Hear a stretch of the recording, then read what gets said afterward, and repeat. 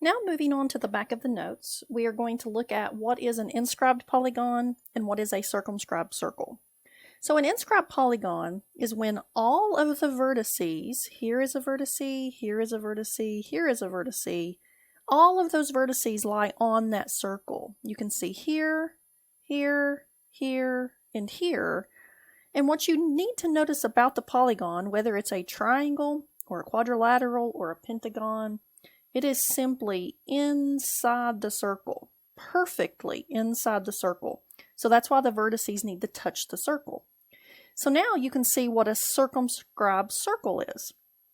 It contains all of the vertices. So now that leads us to Theorem 10.9. And Theorem 10.9, it's a lot of words, but it's actually an easy concept.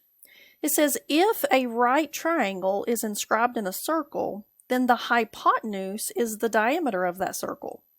Conversely, if one side of the inscribed triangle is a diameter of the circle, then the triangle is a right triangle, and the angle opposite of the diameter is a right angle.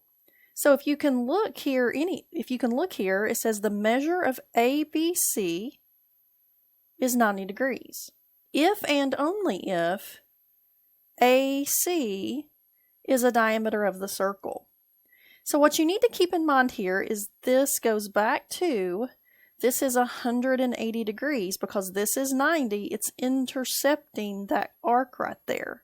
So everything kind of goes together perfectly. Now notice it is a biconditional, and that biconditional is going both ways. So if you have a right triangle, this is a diameter. If this is a diameter and that is inscribed, then it's going to be 90 degrees. Now, a good application problem of this is question 7. It says a security camera rotates 90 degrees. So here's the camera, here's the 90 degrees. And it needs to be able to view the width of this wall. So this right here is the wall. The camera is placed in a spot where the only thing viewed when rotating is the wall. You want to change the camera's position. Where else can it be placed so that the wall is in view the same way? Well, what I need for you to see here is that that is a right triangle. So if we draw a circumscribed circle, in this case I'm only going to draw half of it, by 10.9, okay, by 10.9, we can do this because it's a right angle, and then we can place the camera anywhere on the circle or the semicircle, and that camera is going to be able to see the wall. So for example, if I connect that one to that one, that's a right angle. If I connect this one over here to right there, oops, don't know why that did that, I can get a right angle right there. So by 10.9, it's telling us that it's a diameter. So the wall is basically the diameter, and it's going to work.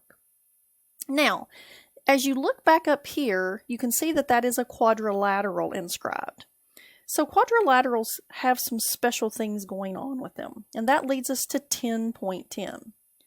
It says a quadrilateral can be inscribed in a circle if and only if the opposite angles are supplementary. Now, why does this work? Well, you've got to think about the quadrilaterals. Those are going to have 360 degrees. Well, a circle has 360 degrees. So it makes sense that this should work. So it says D, E, F, whoops. Let's get back to the viewing window here. D, E, F, and G all lie on circle C. If and only if opposite angles are supplementary. So let's look at D and F. Those need to add up to 180 degrees. Let's look at E and G.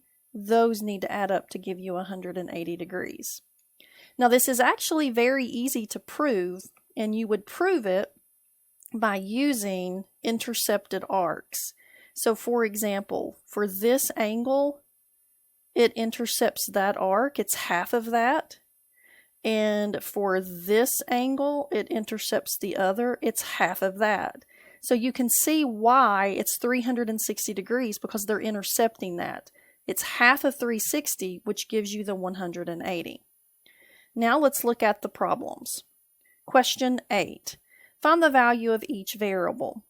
So if you will look at these two first, you're going to say y plus 100 equals 180. Therefore, y equals 80 degrees. Now, looking at the other two pair, we have this and this. You would say x plus 88 equals 180. Subtract x equals 92. Okay, question 9. These two are opposite of each other. So 8x plus 4x equals 180. 12x equals 180. Divide by 12, you will get 15. And then these two are opposite of each other. So that is going to be 3y plus 3y equals 180. 6y equals 180. Y equals 30. Now, question 10 is going to be dealing with the theorem 10.9. You can see here, this is a diameter. That is a diameter. So that's 180 degrees. That's going to make that arc 180 degrees. If you look opposite of that, y is going to be half of that. So y is going to be 90 degrees, simply because that right there is a diameter. Well, if y is 90 degrees and you have 58 there, you can just do the sum. So 180 subtract 90 and 58. So x is just going to be the leftover of 32 degrees. Now, question 11. Can a circle be circumscribed about the given quadrilateral? So what it's asking, can we draw a circle around that? Now, that does not look very pretty, okay? But this is how you would do this. You would see, are these opposite angles supplementary? Well, the first thing that I'm going to see is 130 plus 70 equals 200 degrees. That does not equal 180. So the theorem tells us it has to be supplementary. So this is going to be no, that cannot happen.